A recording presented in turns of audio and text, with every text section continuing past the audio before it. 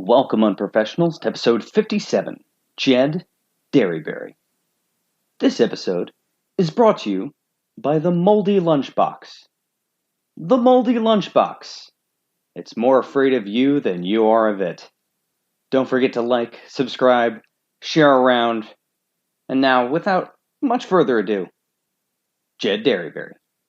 Today's podcast is presented by Podgo. Podgo is the easiest way for you to monetize your podcast, providing podcasters with a flat rate for ad space so you always know how much you get when you include an ad from Podgo.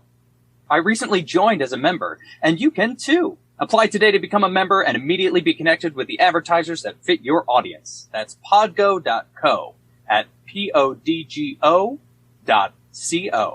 And please put unprofessional development in the "How did you hear about Podgo?" That will give us a little finder's fee. Thank you.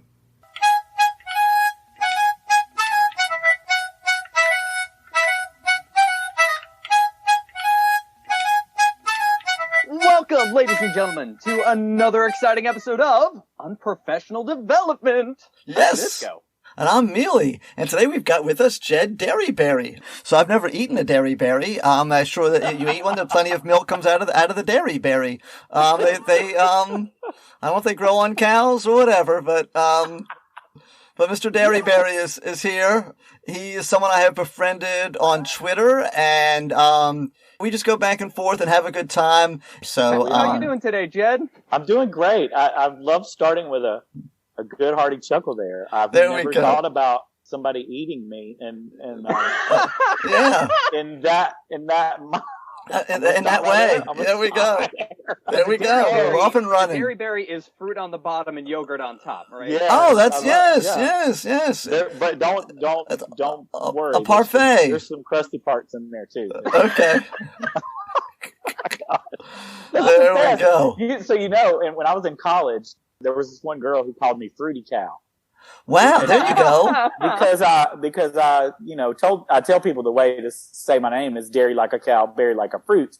Yes. And so she said, "Can I call you Fruity Cow?" And I was like, "Absolutely, call me Fruity Cow." Call you Fruity Cow. There you go. You know what's funny is her last name was. Are you ready for this? Yes. Picklesimer. Wow. Talk about a glass house. I know. Yes. She makes fun of me. Wow. But dairyberry, like fruit cow or cow fruit, fruity cow does sound like you can find it at your grocery stores, right? Store.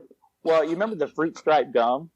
Yes. Oh yeah, that's what I think about when I think of Fruity Cow. But I think their mascot was a zebra. But zebra, yes. Yeah. It was delicious for 3 seconds. It was so good, and then it's and then done. Yeah. Yeah. I'm like, you're just knockoff juicy fruit. Yeah. I had a friend who told me, Tudisco, your last name, it's almost like it's Spanish. And I was like, well, it's Italian. She's like, no. You know, in like Spanish class, and they say like to run or to jump. I'm like, sweetheart, that's English. She was pretty. Oh my God. Nice. So it was okay. Yes.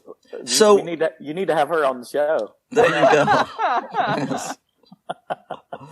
So boys and girls, we're trying to have our bios be a little more fun this year when we can. So I issued a challenge to Mr. Dearybury, or Jed as some people call him, to give us his bio rather than just saying, in 19 blah blah blah I did this, and 20 this I did this, and then this. So it's going to be as a dystopian young adult novel. So we all love those. The kids love them, the teachers love them. So I love them. I'm obsessed with dystopian novels. Dystopian novels, they are what got me to be a reader. Absolutely. Oh, that's cool. As an adult. I was not a reader as a kid, so. Was it like the Hunger Games or another one that wasn't quite as... It was a series called Among the Hidden. Okay. It's a 7-book series. It's about a 5th grade level book, 6th grade. Okay. It's about the government, they have to control the population. Mm-hmm. So you're only allowed to have 2 children. Mm-hmm. And if you have a third one, the government will take it from you and put it in the army or give it to a family that can't have children. Oh, okay. And so if you accidentally had a third child, you had to hide them. Mm. So that's where the title Among the Hidden comes in. That reminds me a little bit of that movie, Whatever Happened to Monday. I don't know if you've seen that Netflix movie, but oh man. Okay, we're gonna get into your bio in just a second. Okay. So here's the pitch. If I would highly recommend it. So it's the same idea, is that you could only have one child. Okay. Okay. But this man has septuplets that are identical, because that happens a lot, right? Yeah. Yeah, of course. And so 7 of them. So there's 7 of them. So but they can only live as one person. So they all have names Sunday through Saturday, and they go out into the world and like every day, and they come back, and then at dinner they say what happened in the day. So when you go back and you go to your job and whatever it is that you meet, you can keep up the appearances that it's just one person. So each kid got one day in the world. Right, and the rest of the time they're like stuck in this apartment. Oh wow! What's the name of the movie? Whatever Happened to Monday. Oh God, I gotta look that up. That sounds like something I would love. Yeah, and then of course it goes sideways. You know what I mean? I'm not gonna spoil it. In a story, go on. Yes. So it goes sideways. Yeah, and and there's a couple twists in it that really make it good. So so I would highly recommend it. Okay. I'm so glad you said that about young adult novels too, because I've taught high school English. I've read Chaucer. I've read Shakespeare. I have so much enjoyment reading kids' books. And people look at it like, oh, why are you reading Little Prince? I'm like, 'cause it's amazing. It's a good book. That's why. Yeah. The length of the book doesn't make it better or worse. It just makes it longer. Yeah. If I had to pick a genre that I read the most, it's young adult. Wow. Fiction. Wow. Nothing wrong with loving young adult. I'm obsessed with it. Great. And I'll tell you, I wish that genre had been more prevalent when I was a young adult. Mm-hmm. I'll be 43 in a couple of months, so that's not a young adult genre anymore. No. I wish that those books had been around more prevalent, and maybe they were, and I just didn't know it. But you're a young adult on the inside. Yeah, I really am. And so, do y'all want to hear this bio? I'm a little nervous about it. Yes. I didn't know it. I had no idea what you wanted, so I just started typing. Here. Cool. Go for it. In the year 2023, as the zombie herd advances from Canada into the U.S., educator Jed Dearybury vows to teach them how to adapt to American society. After years of researching zombie habits through cinematography, it becomes evident to Jed that the undead long to be loved and nurtured. Their vicious eating habits cannot be helped after a chemical experiment gone bad brought on their zombieism. Jed, being an unapologetic defender of marginalized communities, commits to changing the public narrative regarding the unwelcome visitors from the north and creating a new day for all people, living and dead. Okay. Wow. So that's good. That is very good. That is very good. Must read. Yes. I want to write it now. There you go. Yes. You can change that. They're not zombies. They're undead Americans. They're undead Americans.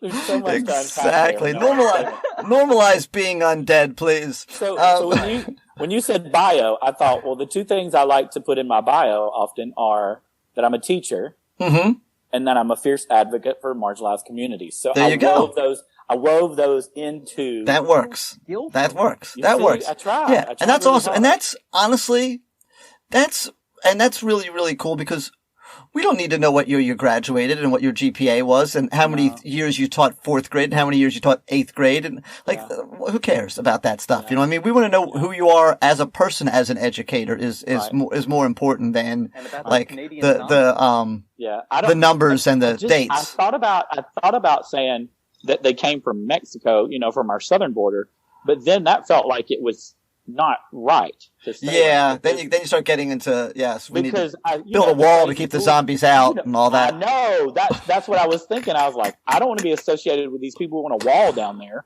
Oh my God! So I just thought, you know what? I'm going to pick on the Canadians for a little bit. Next week on AMC's The Walking Canucks. One of my worst jokes was when our former fearless leader came up with the Space Force. I actually said, yes, we're going to have a force field and the Martians are going to build it.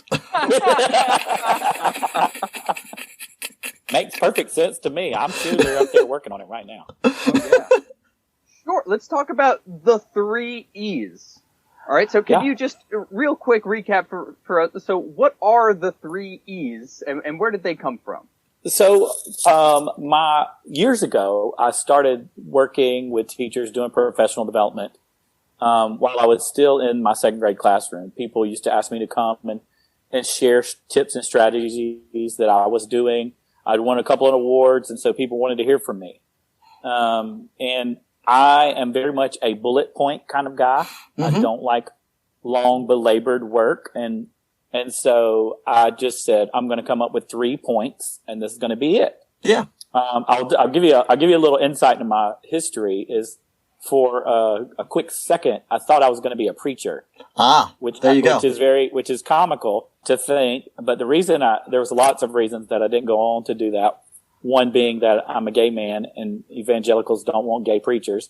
And number 2, I like to drink wine. So being gay and drinking wine, that just counted me out.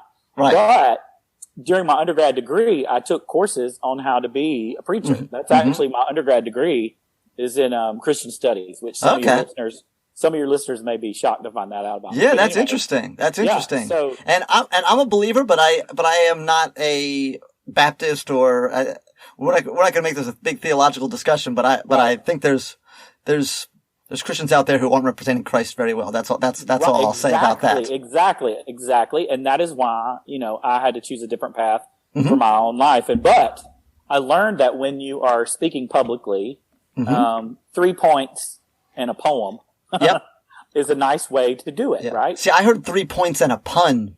3 points and a pun, 3 points and a poem. Here's the gist of it. There's 3 things you have to do. You make people laugh, you make them cry, and then you piss them off and send them home.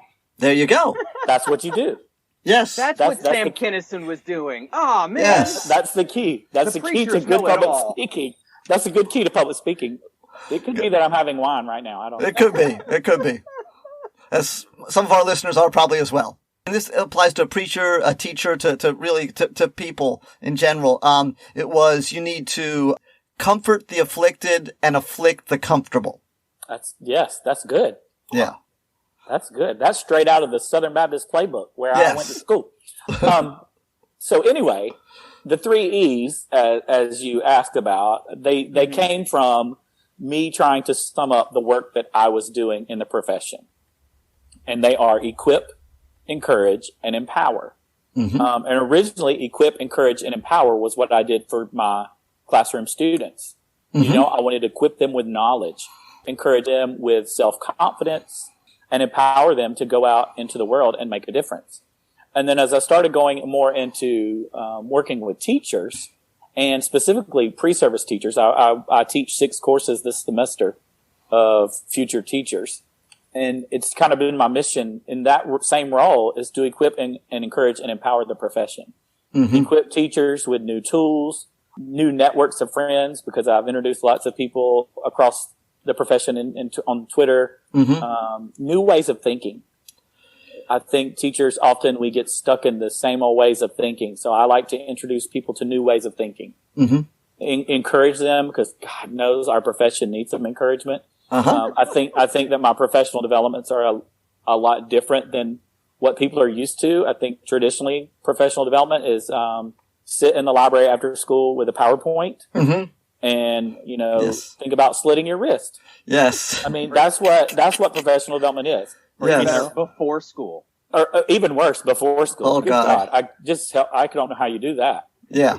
At least after school you could sip on your flask and maybe get away with it. But if it's before school, there's no way, right? Right.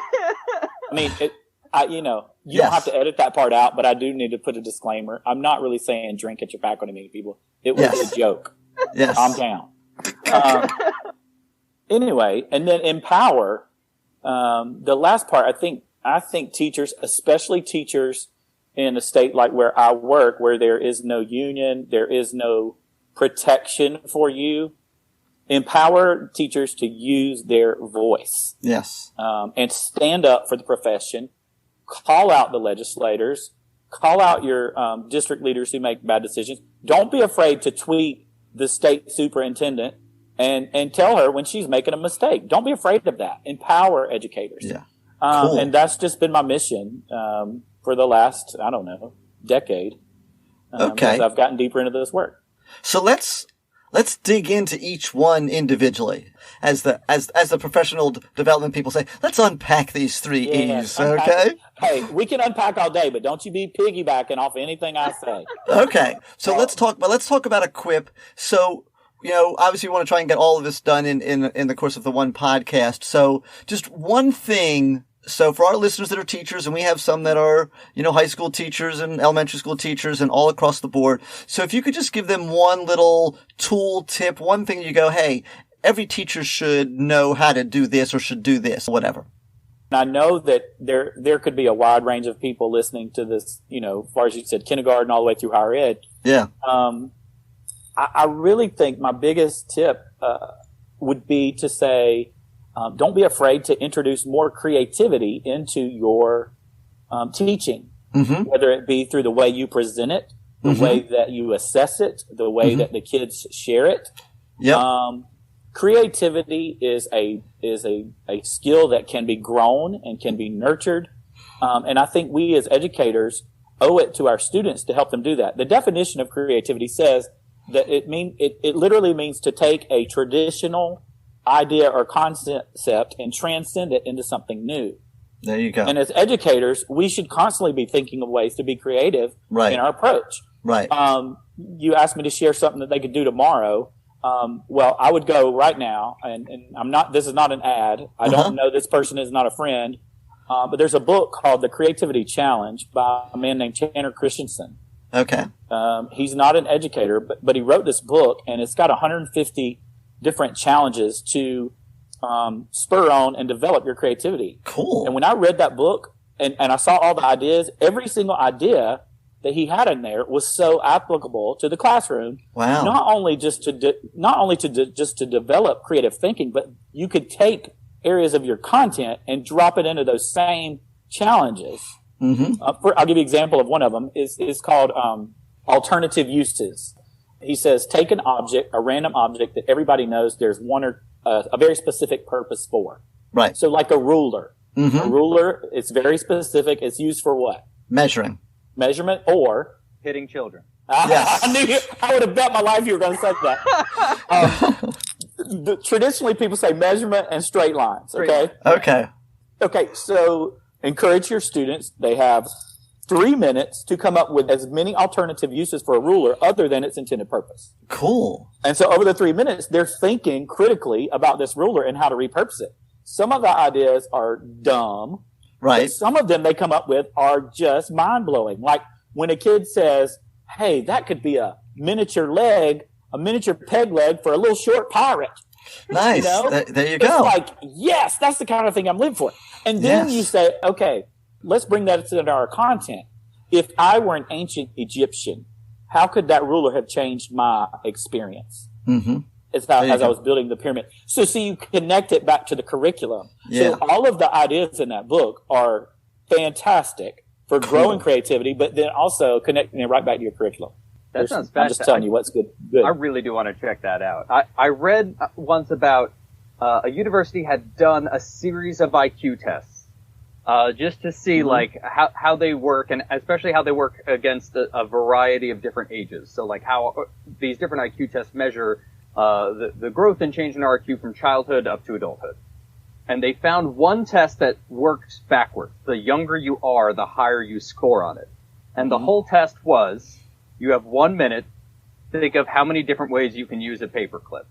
Yeah. And kids knock it out of the park, just hundreds of ideas. Adults are like, you can clip stuff. But you give that to a 4-year-old and they're like, if it's big enough, you can build it into a house and live inside of it. And like that's correct according to the test. Like you don't have to fit in the parameters of life. Adulthood beats that creativity out of us. Yeah. And it also teaches us to be afraid of it. A book that I read years ago called Big Magic by Elizabeth Gilbert. The subtitle is Creative Living Beyond Fear.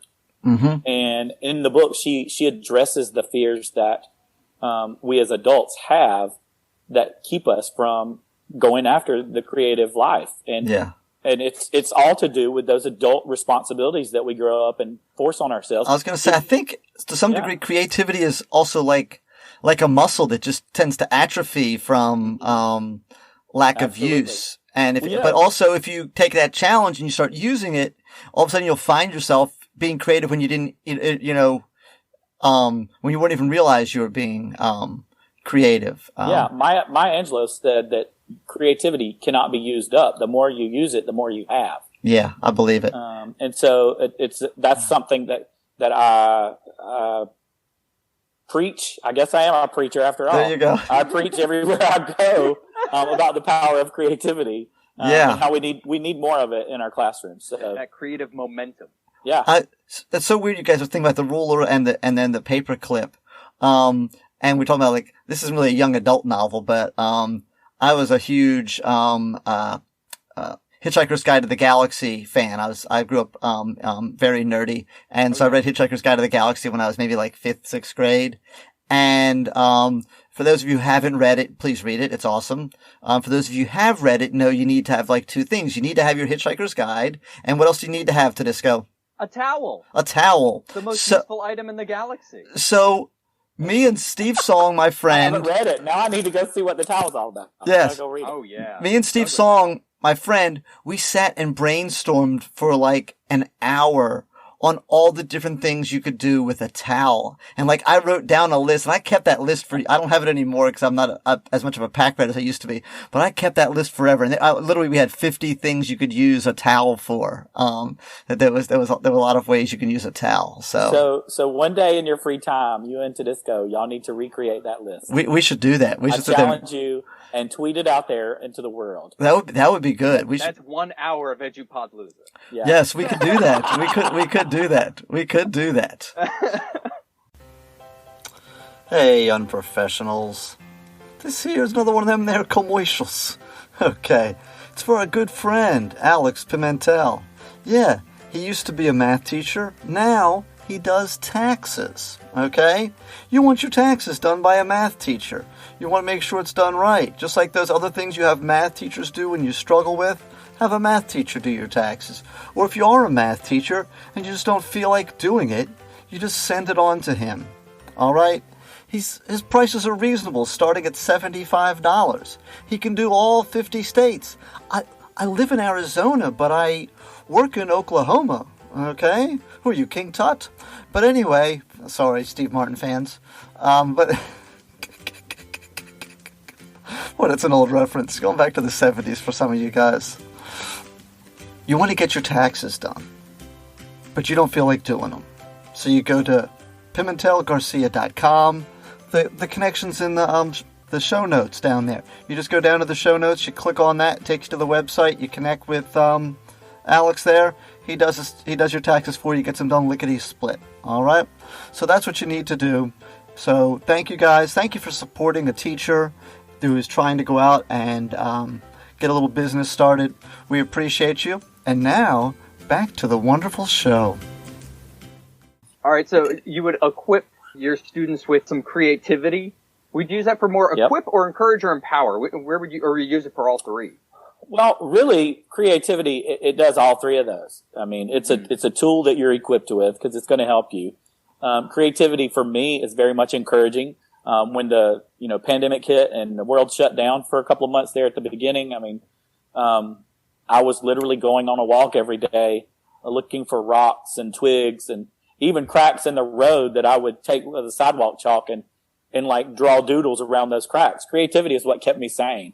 Yeah. And creativity empowers me too, because it allows me to be my authentic self. And if I could show you my home office, you would see some of my creations that I've made out of trash and also out of canvases and acrylic paint. So cool. And every time I look at those, it empowers me. So I'd say it's all 3 really. Okay. But specifically, you can provide tools, tomorrow for your students, yes. That help their creativity. Okay. Let's jump on encourage. So there are teachers who were discouraged before the pandemic, and now some of them are even more discouraged for multiple reasons. They don't feel appreciated. They're having why we have such a cushy job. We get summers off. Right. We don't do anything for June and July and half of August. I mean, right. Lazy is what we are. We're just lazy. And definitely. Don't forget about spring break and winter break. Yes. And now some schools have even started taking a whole week off at Thanksgiving. I mean, yep. We just don't do anything. No, I don't. I mean, I'm feeling encouraged. Yes, be a teacher. You don't have to work, right? Yes, and if you want to, I mean, here's what you do. I actually got in debates with people on this on Twitter a couple of weeks ago. There are teachers, and these I'm not actually encouraging this, who test every Friday. Just because that means that they can start their weekend early and they can just sit there and sip on their flask while the kids take a test. And if you make it multiple choice and put it on software that we have now, there's no grading. So every Friday it's maybe got a 3-day weekend. Can you just show up and let the kids sweat? You know, we're saying all this in jest, but that's exactly why teachers need encouraging, because all of us know that's a load of crap. Yes. Everything that we just said. You don't stop working as an educator. And I will tell you, when I moved into higher ed, I kind of stopped calling myself a teacher for a little while because I didn't feel like I was a teacher because I wasn't in my second grade classroom. But let me tell you something. My college students, they are every bit as needy as those first graders. I'm not needy in a bad way. Right. Needy, like they need my attention. I have to craft lessons that engage them. I have to come up with assignments that are meaningful. They text and email me nonstop. I mean, I'm as much a teacher now as I ever was. My students are just grown adults instead of, first graders. But our profession needs encouraging. So like if I come into the schools and do my professional development, I try to make it funny and relaxed and chill. But I also try to help provide teachers with things that I know that will encourage them. I'll be honest with you. Twitter is a huge encouragement to me as an educator. It changed my life as an educator. I'll tell you the truth, because I worked in a very conservative district. When I started, the internet didn't really exist like it does now. It was before social media. It was before, we were still trying to figure out email, and the only network of teachers I had were the two people that were on my grade level and then the ones in my building. Yeah. And I'll be honest with you, I didn't align pedagogically with most of those people. Yeah. And so getting on Twitter was this huge encouragement to me to connect with people. It really can be like me. It really can be. There's to find out, and that's really like the word of encouragement is you're not alone. You know, you think you're the only one that thinks this way or wants this for kids or thinks this way about teaching or knows that it can be better if we would just do this or just do that. And know that if you can find your, people on, social media, whether it be Twitter, Instagram or wherever, know that there are other people that, feel the way that you do. And also sometimes it's just encouraging just to know that someone else has the challenge that you have, whether it be a state superintendent, like you said, that did something horrible, or admin that like is handcuffing you in or a district or some way that's handcuffing you in some sort of way, knowing that you're or students not getting there. Literally handcuffed in your classroom. Yes, that can happen as well. Or as I heard on one of your older podcasts, throwing a folder in your face and later getting arrested at McDonald's for brandishing a firearm. Yes, so I mean it's tough. As one does. We've all had that day. Yeah, karma just comes along every now and then, right in McDonald's, doesn't it? Yes, there you go. Apparently they wouldn't supersize him. Over 10 million served. Yes. I said supersize it. You don't supersize mine. You're getting this right here, buddy. Look, I'm not an advocate for violence. I do not stand for it. But I'll tell you what, if I pull into one more McDonald's and their ice cream machine is broken, I'm use it myself. It's the worst. You sit in line for 20 minutes at the drive-thru, and then you pull up to the window or the little box and say, "Yes, I'd like a vanilla cone." They say, "Oh, I'm sorry, our ice cream machine's broken." Put a sign up on the road that says that it's broken, so I don't even pull in. Just so you know, Mr. Dearybury, that there is. Love it. I love it. There is an app for that. Is there really? There is a McDonald's ice cream app, and if you go through, you let them know, and then they kind of keep people knowing it. And McDonald's is actually like trying to make that a thing because they know that's costing that's costing them sales. That corporate can't control the local McDonald's. The app is called Ice Check. I found it right here. There we go. So we equip you with an app. Ice Check. It's going to encourage you to go out and get more McDonald's ice cream, and then it's going to empower you to enjoy it. Exactly. You know what? I love your thinking there. And Thank you. I'm downloading that right now. It's going to change my life. You never know when you tune to this podcast. You never know what you're going to get out of it, boys and girls. There's always something here. That right there was worth the whole time because. See, I'll tell you why McDonald's ice cream changed my life. It's so good. So now I've said Twitter changed my life, and now McDonald's ice cream. So I really have low standards for life-changing moments. You do.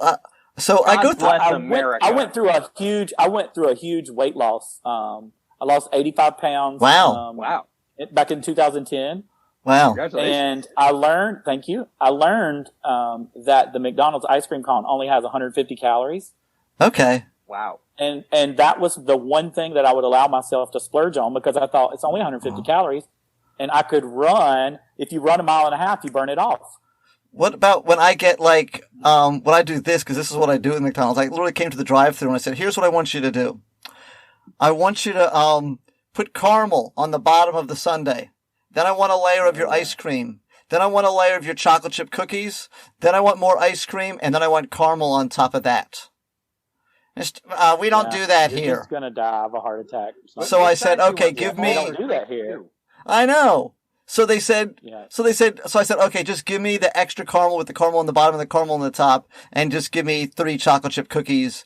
And then I literally had to Yes, Mealey, we've all hit a drive-through while intoxicated. That's what happened there. And then I assembled it myself. Okay, I DIY'd that thing because I wanted the chocolate chip cookies mixed in with the ice cream and the caramel. Because I get a chocolate shake and cookies and dip them into the shake. That's good stuff. Yes. Yeah, just so you know, so we're talking about weight loss now. I'm going the opposite way. Just so you know, if you order, if you go to McDonald's for breakfast and ask them for chocolate chip cookies, they've got them. Okay, they will have them for you. I've gotten a McGriddle with a side of chocolate chip cookies. This episode brought to you by McDonald's. That's the content people are here for right now. It definitely is. That's what makes this podcast. It definitely is. But just in case we want to get some other content. So other than McDonald's, how do you encourage teachers? Like what do you do? What do you say to teachers who are completely disheartened, who are ready to quit, who just think, I'm just babysitting every day, and there's just no point to what I'm doing? You know what? This might be the unprofessional part of the podcast. But when I hear teachers say that to me, a lot of times, you know what my advice is to them? Is to quit. Yes. To walk away for a little bit. Because if you were to the point where every day is a burden, every day you feel defeated, I want you to walk away from the profession because number one, you're hurting yourself. Yes. You are hurting yourself. You only get one self. Mm-hmm. You don't get a redo. Yep. You know, it's not like you're going when you die, you're done. You know, mm-hmm. You get this one shot at life, and I don't want anybody to go through it that miserable. I have been at that point in my life, both professionally and personally. Mm-hmm. And the best advice I could give to a teacher is if you're feeling that way, walk away. Now, I know everybody doesn't have that privilege because you need that paycheck. You need that health insurance. Mm-hmm. So I realize that sometimes it's a privilege to say that. But where are you going to go where you get paid as much as a teacher? Thank you. I mean, we make so much money. I'll tell you, my first year of teaching, I cried the first day I got paid because it was $800 less than what I made per month as a waiter. Yep. As a server. Yep. I literally stood in the office and cried, and I never forget this lady Barbara that taught down the hall from me. She walked over. She'd been teaching for years. She walked over. She said, "Is it that bad, honey? What's wrong?" And I said, "I thought it would be more." And I told her what I thought it would be, and there I am crying, and she busted out laughing at me. She said, boy, they didn't prepare you in college. I said, no, they didn't. I stood there. The very first teacher paycheck I had, I cried. That's funny. $800 less. And I worked at a mediocre restaurant at best. It was not a high-end place. Right. But I made good money. Now, I didn't have benefits at the restaurant, so you got to think that was taken out. But I'm talking about cash to live on per month. Yes. $800 less. Wow. And it shook me. So I say to teachers, though, take a year off. Mm-hmm. If you have to drive for Uber and listen to therapeutic music as you drive for a year. Or this podcast. Or I guess what I'm saying is take a chance on yourself. Yeah. And walk away, get rejuvenated. Mm-hmm. I think that's sound advice if you can do it. Because this just in, if you take a year off, they'll be hiring teachers next year. They'll need some. They will be. Yeah, they will be. They absolutely. It'll be okay. If you go away for 6 months and you go, I can't not be in the classroom. I miss it. I got to go back. In fact, if you go away for 6 months in January, they're hiring as well. Yeah. You know, somebody leaves every year at Christmas. Everybody, you know. Yeah. Or you know what? Or somebody gets drunk and gets a DUI and they get fired, so there's a spot. Exactly. Yep. Yes. I mean, it happens. Yes. So that may not sound encouraging, but I hope that in the long run that is encouraging. But for the teacher who has to stay, I try to help them, find the bright spots of the career. There are bright spots, even in the hardest days. There are bright spots. Mm-hmm. There's one kid that keeps you moving, keeps the momentum. Mm-hmm. I always look back to the one good thing that helps me when I would get depressed, I would take out old yearbooks and just look through and look at their faces. And I would remember the ones that I loved and the terrors also. Mm-hmm. And even the terrors, even as bad as some kids were, they helped craft a story that even makes me who I am today. Yeah. So they made you better. They made you a better teacher, most likely. Yeah, they absolutely did. Yeah. When somebody throws a chair at you, you learn a lot of good moves that make you better teacher the next year. I had to learn my first year. Strategies or moves as in ways to dodge? Both. I had to learn my first year. Don't keep the rubber bands where the kids can get them because there'll be a rubber band fight eventually. There will be. I left out a box of paper clips and then I tried to pull one out and it just came out as a long string. That happens. Yeah.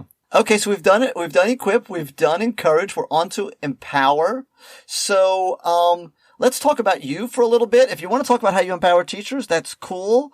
But, maybe teachers can mimic what you've done if it makes sense for them. So how have you learned how to empower yourself? Like, how has empowerment been a part of your life? Well, early on in my career, I got involved with organizations around the state that were political in nature regarding, advocating to legislators for teachers' needs, advocating for student needs. And I learned there the power of my voice. The more I started speaking out on social media and writing letters, I found that local politicians started to reach out to me and say, hey, we want to know what you think about this. Cool. And that was very empowering because it came from using my voice, using my own voice. There was a lady who ran for our state house who showed up on my doorstep one day. She didn't know whose house she was knocking on. And we sat on my porch swing for 2 hours. Wow. I just talked to her about everything under the sun regarding education. She took my business card and said, do you mind if I call you later? And I was like, absolutely. I said, but I just want you to know that doesn't mean I'm voting for you. I said, but sure, call me later. She ended up winning the seat. And for the next 4 years while she was in office, she called me all the time to ask me about how to vote on certain educational issues. Wow. And that was huge. Now, she didn't always vote like I wanted her to. Right. But the fact that she called, and sometimes she would reference conversations with me on the House floor, our state House floor. Wow. I mean, that was very empowering. And it came back from me getting involved with those organizations that helped me find that voice, helped me understand what to say. You know, a lot of times teachers think, oh, I don't know what to say. Yes, you do. Teachers, you know exactly what to say. Don't worry about saying House Bill 4219 or Senate Bill, whatever. Don't worry about that mess. Write those letters, make those emails, make those phone calls, and speak from your heart. Mm-hmm. There's power in that teacher heart, and you need to get it out there. But not only to the politicians, to the public at large. You know, when you're standing in line at Walmart and you hear somebody ripping some teachers, you know, you have professionalism. You also have knowledge. Speak up. Defend. You know, use your voice. It's very empowering to speak out. Mm-hmm. And the more you do it, like creativity, bring that full circle. The more you speak out, the more empowered you feel. I just can't tell people enough how badly the world needs their voice. Because the more voice collectively that we use as a profession, the more change is going to come to our profession. In South Carolina, several years ago, we elected a horrible state superintendent. And he won just by a few thousand votes. And as the exit polls came out and the research came out, they said that year that it was close to 15 to 20,000 teachers did not vote. And there were at the time there were 50,000 of us across the state, and he won just by a few thousand. If those teachers would have voted, we would have had 8 years of a totally different educational system. They just didn't even vote. Now, I will tell you, in South Carolina, teachers shoot themselves in the foot. They often vote for politicians who are anti-public education because for a whole litany of reasons, mainly being the conservative nature of the church that's here that drives people to vote the way that they do. And but I think back to that vote specifically and that evidence, you know, where South Carolina education would be right now if we hadn't had 8 years of that same person just beating us in the ground. This guy looked me in the face and he said that I was no better a teacher at that point than I was at year 5, because he had read some study that teachers didn't get better after their 5th year in the classroom. That's the most insane thing I've ever heard in my life. I mean, he told me that to my face, and he told me that I didn't deserve any extra pay because of my master's degree. So he was just horrible and I won't say his name because he's like Voldemort. You know, you don't say his name. But he went on to work at the Department of Education in D.C. Of course he did. As the number 2 under DeVos. Well, there you go. That's so there they can figure it out. But he was horrible. That's your dystopian novel right there. But we just lived it. We just lived the dystopian novel. But there's so many ways I've written emails to my school board, multiple ones recently, about keeping the schools closed because the numbers in our area were like through the roof, and how it's not safe, and how I have family members that have breathing issues. And while that doesn't qualify me for an exemption according to the law or the rules or whatever, it still makes me not want to go in. You know, I've said things on Facebook and I've said things on Twitter. For those of you that are interested or listening and whatever, both myself and I'm sure Mr. Dearybury are available, like on Twitter. Hit us up, DM us, and we can encourage you. And if you are someone that says for everyone's Twitter account. And if you want to get a podcast started, because a podcast is one way now, you know, it's hard to get listeners on a podcast, but sometimes just speaking into the microphone or typing it on a blog makes you just feel better. Even though, like you said, you might not, the person that you're speaking to might not always vote the way that you tell them to or whatever, but you just feel like, okay, well, I've done my part, and I'm doing something to make a difference. Yeah, I will tell you, I called the chairperson of the school board where I live, in the district that I live, and we had a very heated conversation. And it ended with her telling me that I was unhinged and needed medication. And I was like, well, wow. I said, well, just to let you know, I take medication and I am unhinged, because what I'm talking about is unhinged worthy. We were talking about the return to school, and I was like, I'm passionate about this, and I am. So thank you for the compliment. Yes. When an elephant steps on your foot, it's okay to scream. You know, you're not overreacting. Absolutely. That's a great analogy. We're talking about a lot of people dying. All right. Can we just? Yes. Everybody just calm down. Yeah. You can't make an omelet without murdering a few teachers. Yeah. And that was just one of many topics that we were discussing. And after I hung up with her, I felt so much better because even with her, reply, she had heard my thoughts and heard my voice. And I'm confident she won't forget who I was. Right. Oh yeah, and I think about just even in my school, like there's been plenty of times where I've spoken up to principals and admin about policies that, I disagreed with, and in the moment they'll of course disagree with me and tell me to fall in line and tell me that it's gotta be what it's gotta be. And over time you'll see them start to change their mind. Like just because the conversation doesn't go with everybody bowing down and worshiping you, doesn't mean that you didn't make a difference. Yes. Right. But that doesn't happen unless you speak up. Right. Right.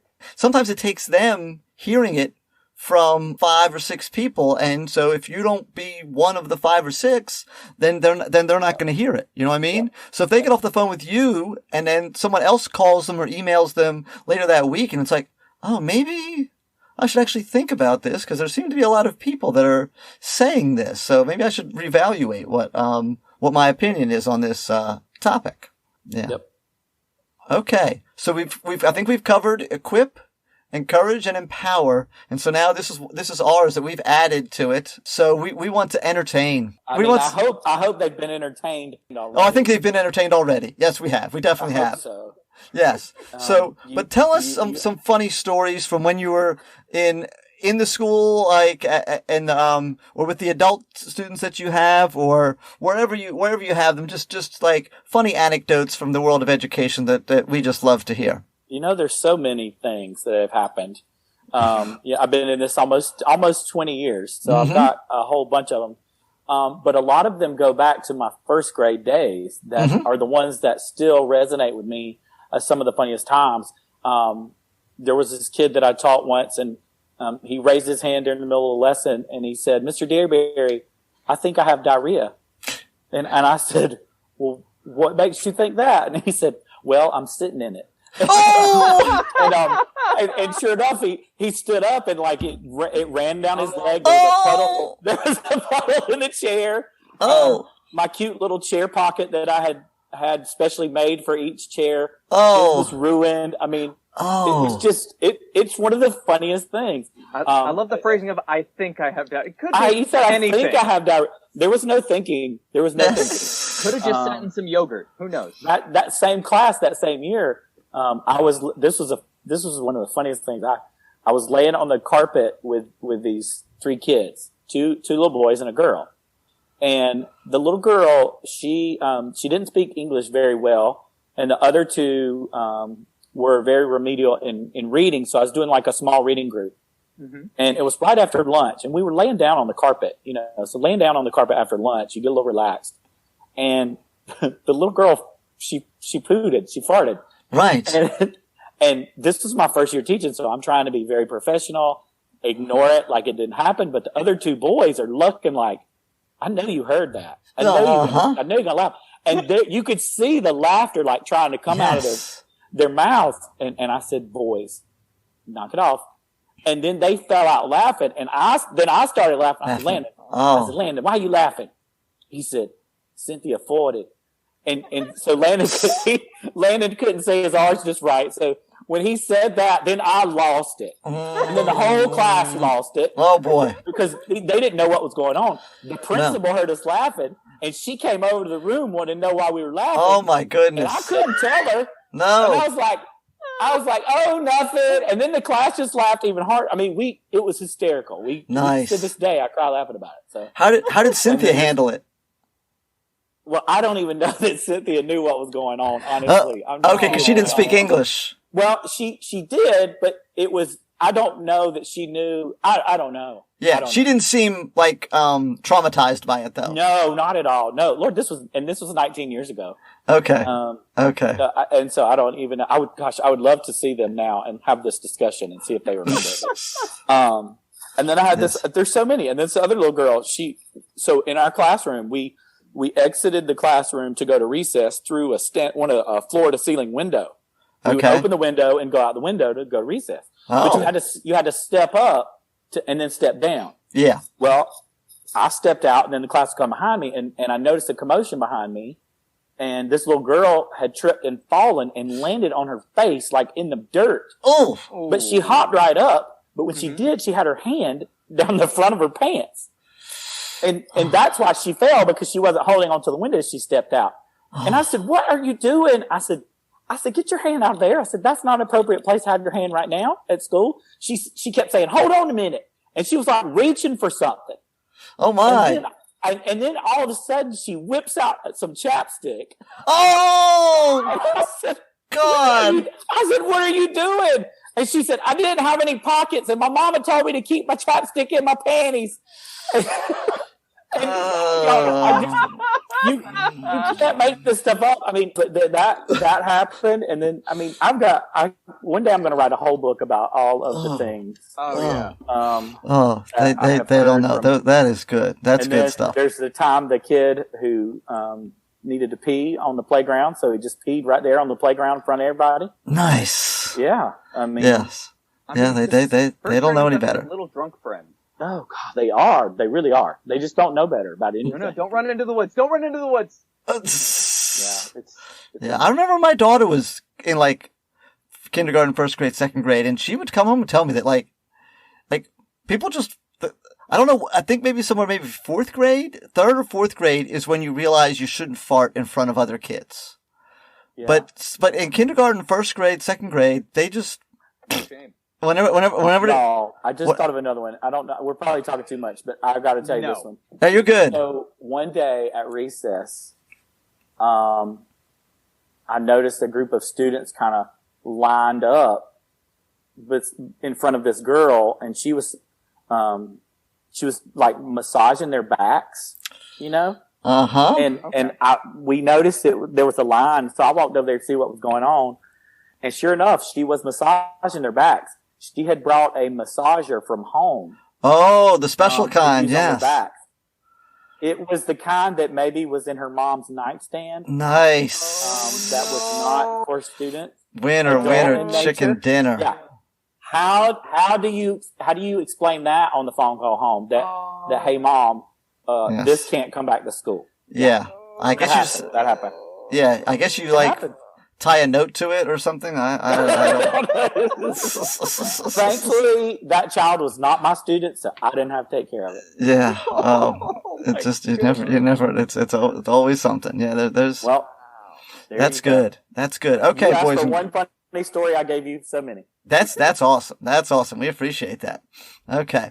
Well, is there anything that you wanted to plug or to for the listeners to know how to get you to come to their school or whatever it is that any of those things that you want to kind of put out there?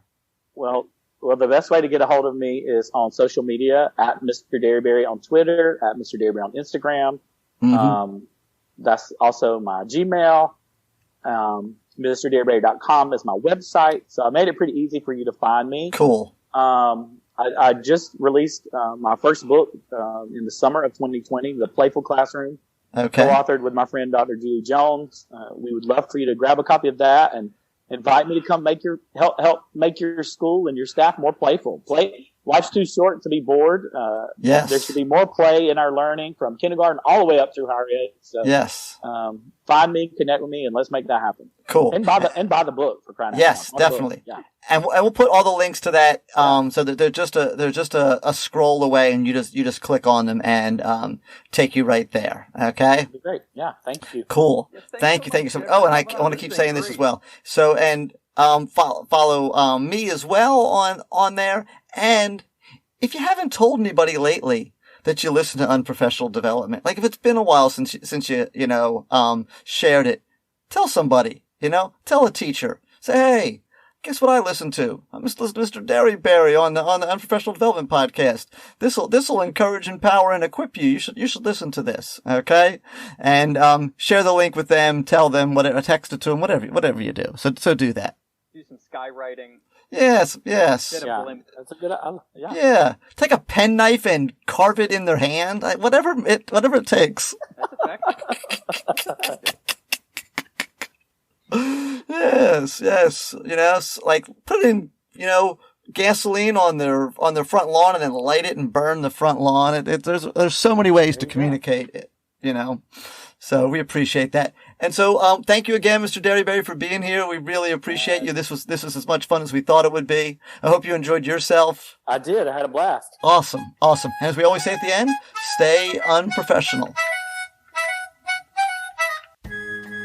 Thanks for listening, Unprofessionals.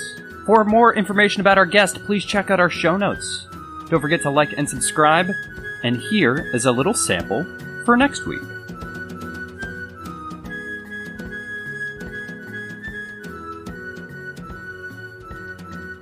What's the value behind them making stuff? Like, why can't we just print off some worksheets that we got from Teachers Pay Teachers and, or hand them the textbook that my district bought 17 years ago and just teach like that? Right. So, so one of my favorite, correlations here is when you go to interview and get a job at Google, mm-hmm.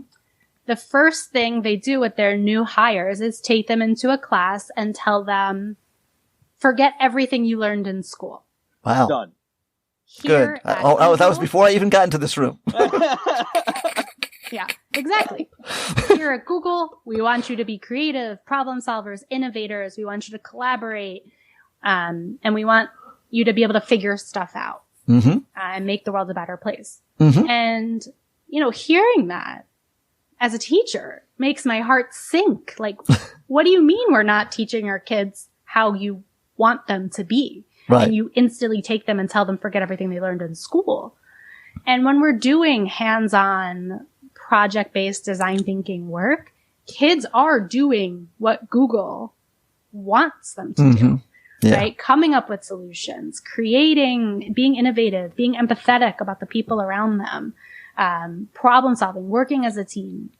And, that's what we try to focus and teach at Winemaker is building this conversation for our kids mm-hmm. so that they can go into careers and hit the ground running. That's going to help us a lot when Google buys America and owns the world. That's true. Right. We all work for Google. We just live in the United States of Google, right? All hail Google. Professional development brought to you this week by Google. Anyway, thank you. But so much about education is built to be like a cookie cutter education, right? Mm-hmm. Like it's built to teach kids to stay quiet and don't ask questions and just do what everybody else is doing.